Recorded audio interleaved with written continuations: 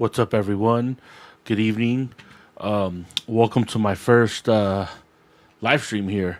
So, I started this live stream actually for you guys, for the people watching out there that want to learn how to airbrush and learn tips and tricks of the business. I started this.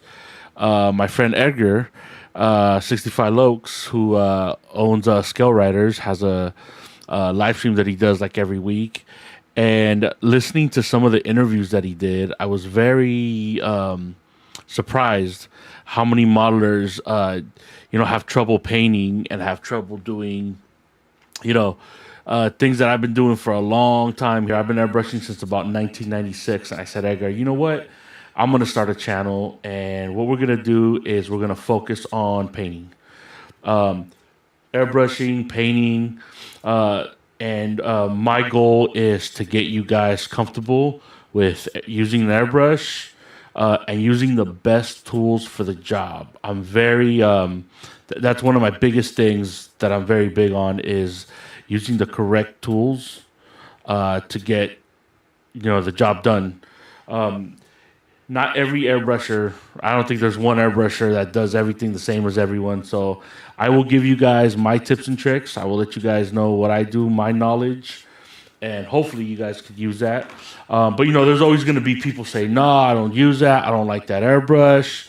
And that's okay. You have to be comfortable with what you are comfortable doing. Okay. And like I said, these are a couple airbrushes here that I have right here. This is the number one airbrush that I recommend, actually. Just to jump right in, Awada Eclipse, HPCS. I am an Awada guy. That's all I use, actually. I started off using Pache VL, old school airbrush, which is great. Still a great airbrush.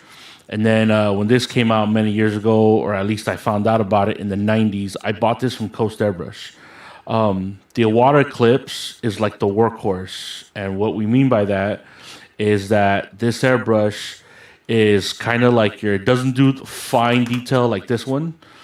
It does that medium, but you can do fine. But I think for the spray pattern that this gives off, this is perfect for models. Okay, there's a couple other ones that I will demo and everything. Like I said, I just wanted to start this intro right here. This other airbrush right here, for example, this is a Wada CMC. This is one from Japan that I got. This I don't recommend. This I use for super fine automotive detail. But unless you want to spend $600-700 for one of these, but you can do everything with this airbrush. This is a little more advanced. I'd hold off. My thing that I was saying about getting the proper tools and the proper things is, a lot of people get airbrushes like this one right here. I know Harbor Freight, for example.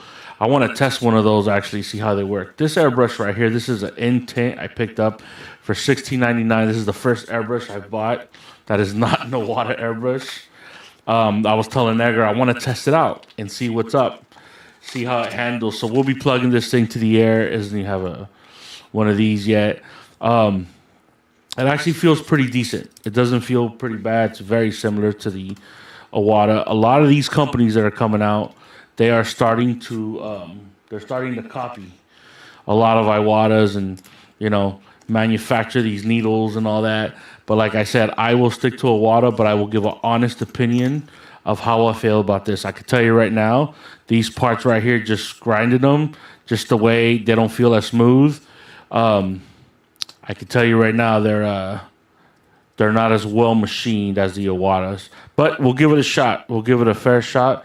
This tip looks pretty.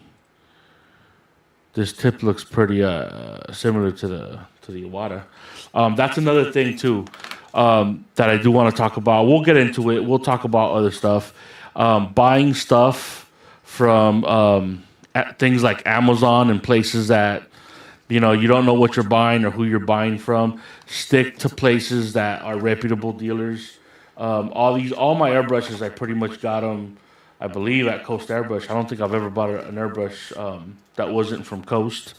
I have heard of people buying stuff off of what do you call it, Amazon, and you got to be careful because what happens is I had someone that contacted me that said that water sucked and yada yada, and I looked at the airbrush and looked at a couple things that he showed me online, and I told him right away, I go, that's a fake, that's not real, that's not a real airbrush. You're buying something from who knows where. That being said, I know like Harbor Freight has been producing better spray guns and stuff like that. And again, if that works for you and that's what you want to buy, that's great. My only issue with that is this. If I start to use this airbrush that's $16.99, that obviously is not going to be the same quality as in a water, right? And I start to have spits or flare-ups or issues with anything, the atomizing. The biggest thing is how these things atomize paint. Right? At the end of the day, that's what matters. If I start to have issues, I'm not going to be able to pinpoint, is it me? Am I messing up? Is it my air? Is my hose messed up? Is my paint bad? Or is it what I'm using? So by using the proper tools, you eliminate all that. And if you have issues spitting, dragging and all that kind of stuff that happens, you can go back and fine tune your airbrush, your paint, add a reducer, add more paint, crank up the air, clean your airbrush, stuff like that. But like I said, we will get going pretty soon. I will start to make more of these videos as we go on, and we'll see what happens with everything. But like I said, I want you guys to start experimenting with these airbrushes. I know a lot of you guys throw those airbrushes in a case and put them away, and I know some people don't know how to clean them. I didn't know how to clean them for many years. And for many years, we used grinded down screwdrivers to take them apart and all this kind of stuff. But technology has changed. Wada does have their own paint kits. There's also these like Pentec dental floss things you could use to get all the gummy stuff out of there and all that. If you guys have any questions, let me know, and I'll try to answer them as best as possible as I can do. I will tell you a couple things, the observations that I've made with models. One of them is not using pre-cleaner. So pre-cleaner is here, let me see. Carry it in a bottle like this. This is a FBS super sprayer, okay?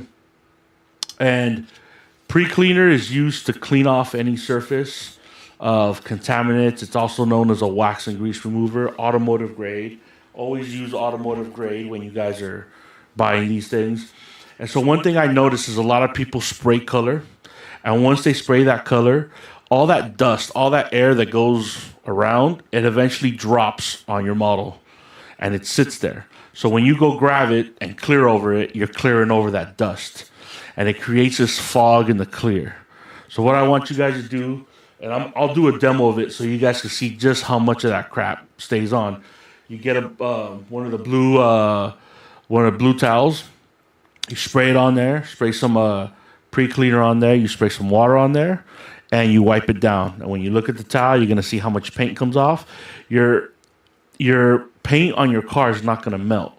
It's not. A lot of people are scared. Oh, it's gonna come off. I wipe down portraits that I do over eyes, faces, lips, noses, you name it. I always wipe it down, and I've never had an issue where that comes out. When you go to a paint dealer to buy some of this pre-cleaner, I'm pretty sure Coast Airbrush has some. They should. You want to let them know you want a mild one. Okay, I think they have one that's a little too heavy. Again, I've never had an issue with any of them, and that's why I say break it down with a little bit of water, and you're good. Those are my basic observations that I've noticed with issues with paint not adhering. And I'll tell you the other one that we'll go over. The other one is, let's say this model car, right? We spray it, okay? One of the issues that I'm wondering why we don't do is paint the inside of this, okay? And I'm going to tell you why. If you paint, I'm going to use this tape as an example, which is tape that I shouldn't be using. This tape is not automotive grade tape, okay? As a rule of thumb, anything that you buy at Home Depot, you shouldn't be using on automotive, okay? I think in LA, they sell the mask there now, which is cool. All right, so this is the issue. If you don't paint the bottom of this and you leave this bare and you mask this off, right? To say paint the roof or whatever you're doing, you mask this off. This part right here where there's no paint and then where you have your paint, when you go yank this off like that, you're going to yank a piece off because it's just on this surface and not on here. So what we want to do is pretty much primer everything and do a base coat of everything. That way, at the very least, there's a mechanical adhesion to all this and all the insides. All right. I will say this though. As far as models go, I started painting models, I think, in the early 90s. I don't even remember how long ago this was. I was doing it with spray cans from Michaels and all that. And when I got into airbrushing, I started airbrushing and doing that. I kind of put models away for a long time. I just recently got into doing models again. So I haven't really airbrushed on this. But what I have airbrushed on is on plastic. All right. I have a 96 Impala that I restored. I'll show you guys photos of that and the parts later. And what I used to do that, I pretty much primered the whole thing, sealed the whole thing, all the plastic parts, and I had no issues with it. Okay. And I will show you guys, step by step how I do all that so we can get proper adhesion. It's easier to adhere to metal than it is to plastic. All right. But the main thing is cleaning these things off really good. Proper paint, using the correct paint, and letting it dry. I cannot stress enough how important it is to let paint dry. Even if it takes a couple days, letting that chemical paint emulsify is super important. You start caking on other stuff and throwing tape, it's going to be a problem. But I'll show you guys how I do that or how I would do it. So I'm also new to this too. I haven't painted a model in many, many years. So we'll get going pretty soon. It won't be this model. This model, I'm going to use it for something else. I got a 57 Chevy and a couple other things too. And then another thing I'm going to start off, I'm going to do separate, like a class on how to use the airbrush. Okay. If you have an airbrush now, you want to practice, I'm going to tell you the first step. Okay. When you use your airbrush, all right, you hook up the hose and you hold down like this. You get air. Okay. What messes airbrush up is this. You don't want to do that. When you're airbrushing, when you're spraying, if you're spraying this model right here, when you spray down, okay, down is for air, you pull back, right? When you pull back, you don't want to let go.